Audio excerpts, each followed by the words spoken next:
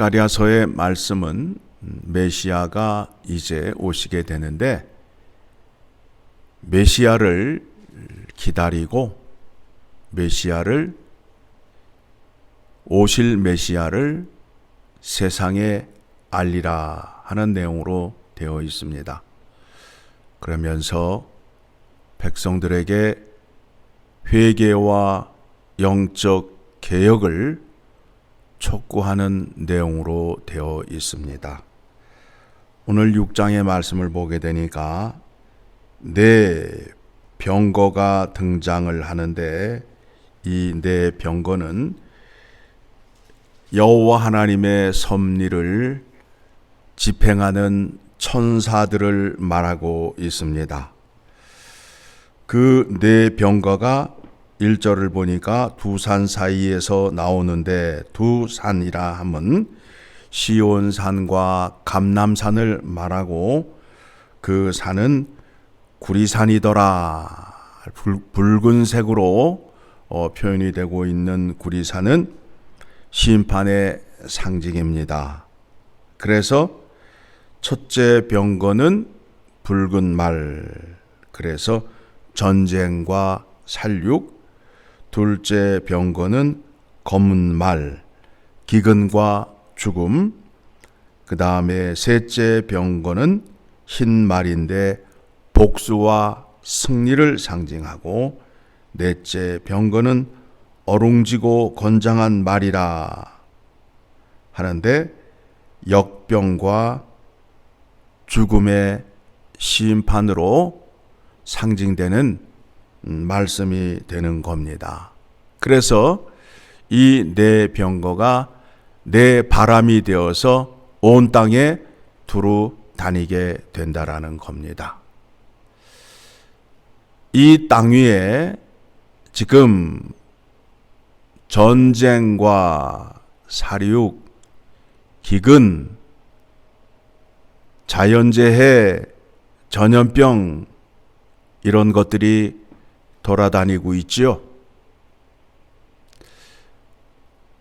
이와 같은 상황에 메시아를 보내주어서 메시아를 통하여 구원받은 백성들이 얻는 것이 무엇이냐 하면 평강이에요. 평강. 예수 그리스도가 아버지의 뜻에 죽기까지 순종하셔서 죽으시고 부활하신 후에 제자들을 만나서 제자들에게 뭐라고 말씀하시죠? 너희에게 평강이 있을지어다.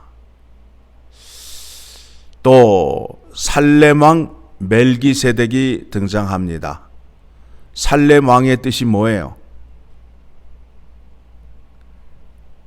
평화의 왕이잖아요. 평화의 왕.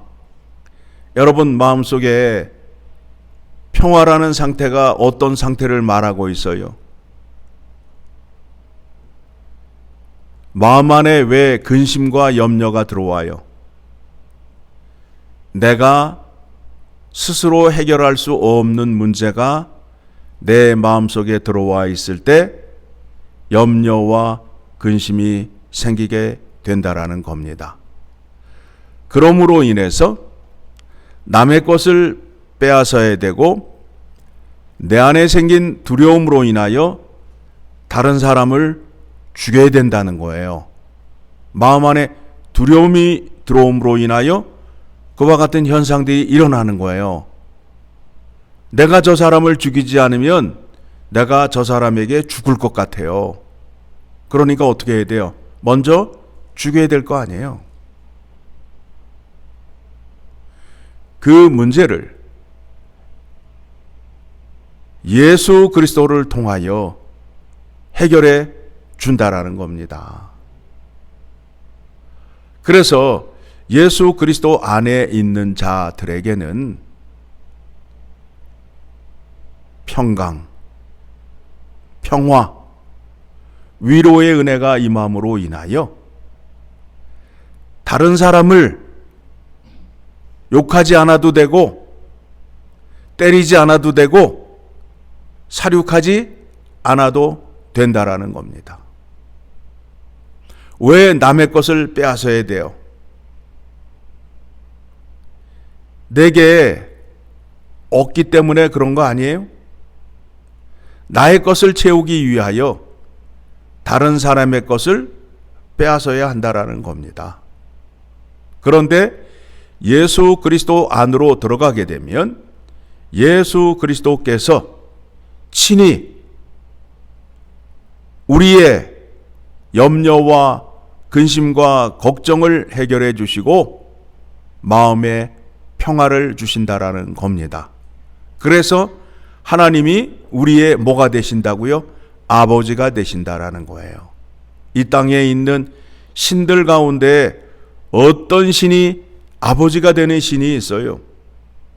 그 신들은 사람들이 가져오는 것을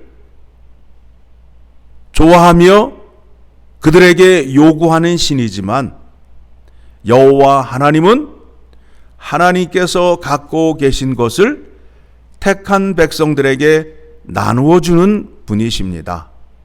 달라요. 그래서 하나님은 모든 것을 갖고 계시고 모든 것을 알고 계시고 모든 것을 할 수 있는 분이시잖아요. 그 분이 내 안에 들어와서 나를 위로해 주고 나와 함께 하심으로 인하여 내 마음속에 있는 염려와 근심 문제를 다 해결해 주신다라는 겁니다. 이 문제를 해결하기 위하여 메시아를 보내주시는 겁니다. 자, 이제 9절 이하의 말씀을 보게 되면 이제 메시아가 오셔서 어떤 일을 할 것인가에 대해서 이제 그림자처럼 보여주는 겁니다.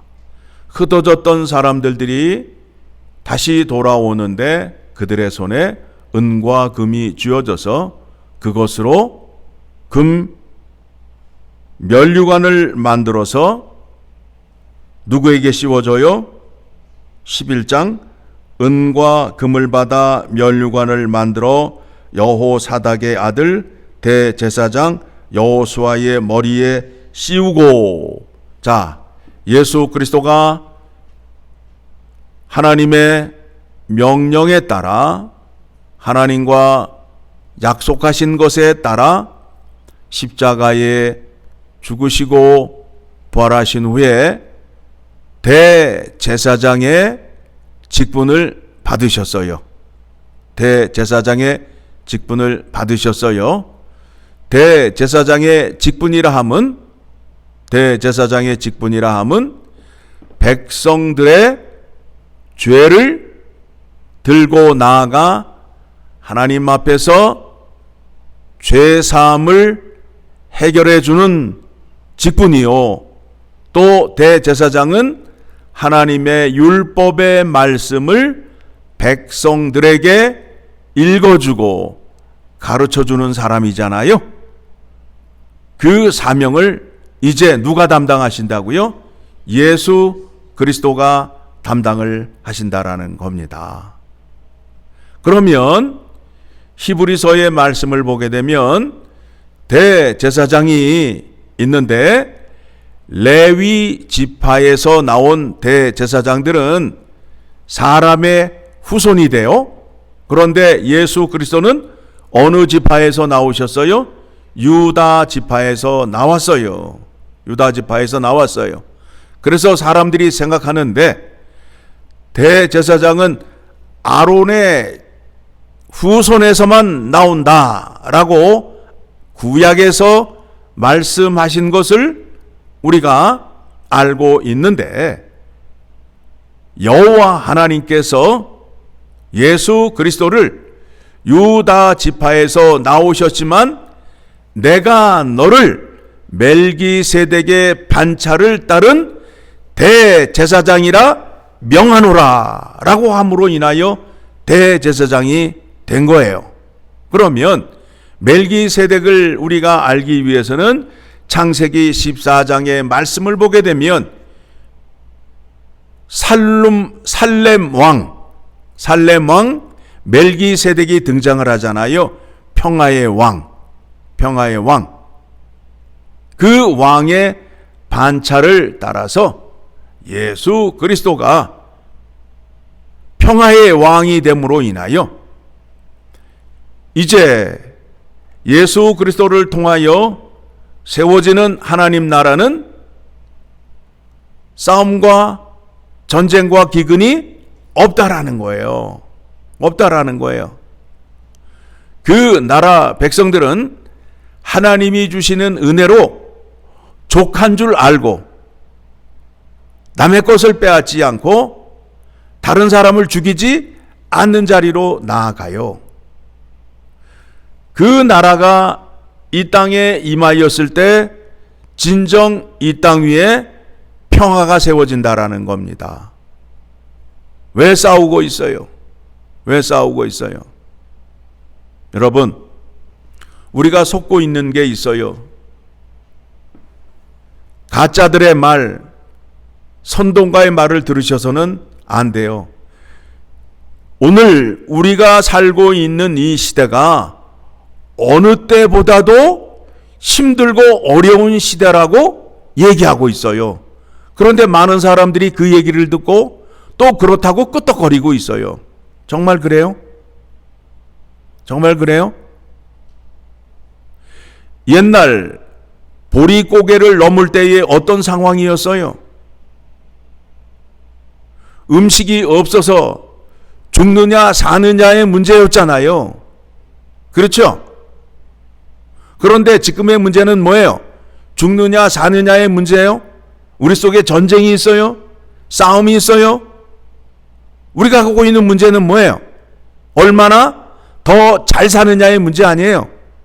누구처럼 사느냐의 문제 아니에요. 그렇죠?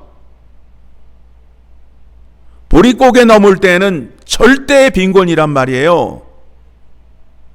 먹을 게 없어서 죽느냐 사느냐의 문제를 거쳐왔는데 지금의 문제에 있어서는 죽느냐 사느냐의 문제예요? 아니잖아요. 얼만큼 더 뽐나게 사느냐 문제에 봉착해 있는 거 아니에요. 그래서 내가 현재 살고 있는 것에 대하여 만족하지 못해요. 누구처럼 살아야 된다는 거 아니에요.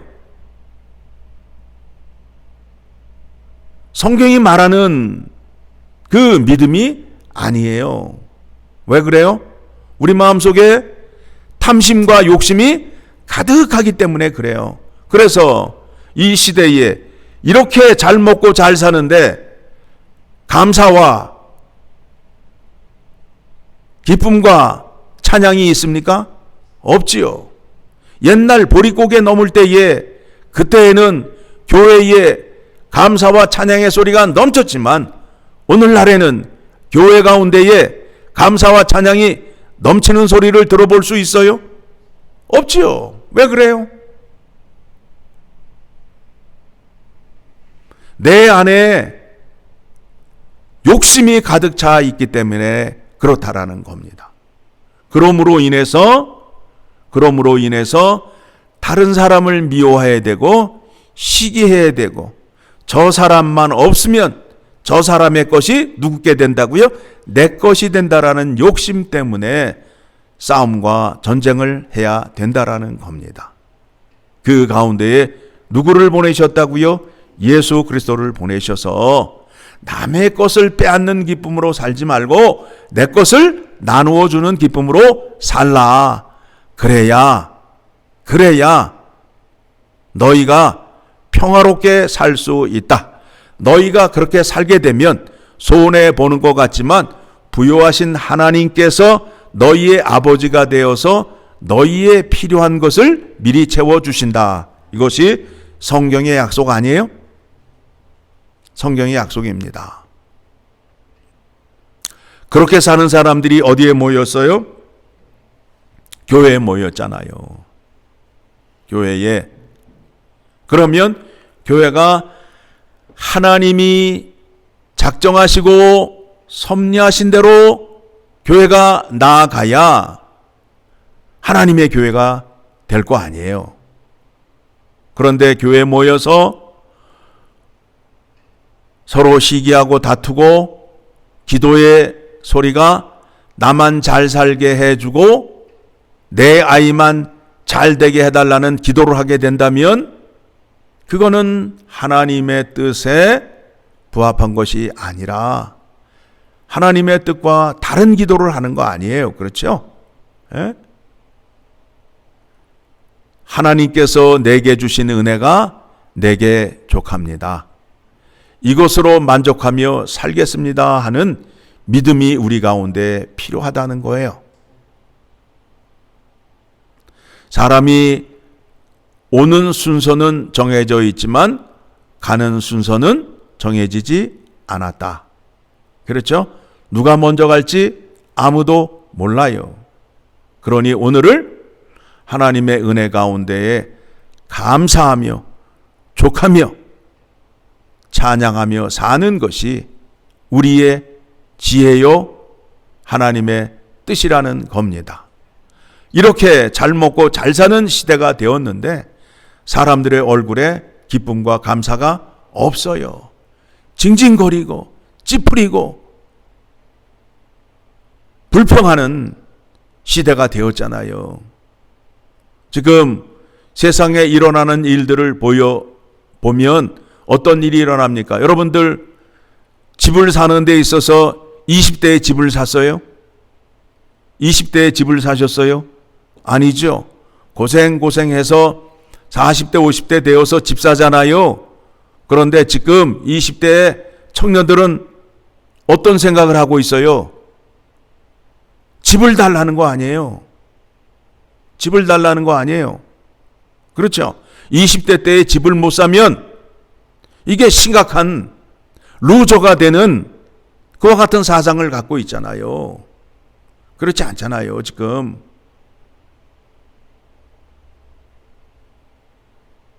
그런데 또 많은 정치가들이 그런 탐심과 그런 욕심에 부채질을 하고 있잖아요.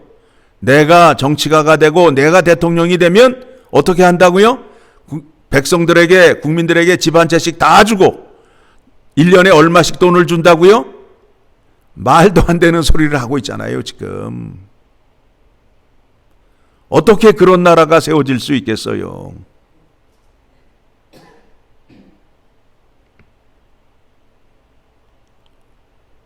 우리 마음속에 위로와 평강을 주시기 위하여 예수 그리스도가 오심을 기억하셔야 됩니다. 성경에 등장하는 그 말씀의 배경에는 나라와 나라 간의 전쟁이 심하였던 때였고 또 죽느냐 사느냐의 문제가 그 배경에 있다라는 겁니다. 그런데 오늘날에는 죽느냐 사느냐의 문제가 아니라 어떻게 더 잘 사느냐의 문제의 배경이 있음으로 인하여 성경의 말씀이 우리 마음속에 깊이 다가오지 못해요. 즉 죄와 사망 가운데에서 생명을 얻는 문제에 대한 깊은 고민이 없다라는 겁니다. 천국을 가고 싶은 마음이 없잖아요. 지금 이 땅에 사는 게 너무 좋아서. 그렇죠?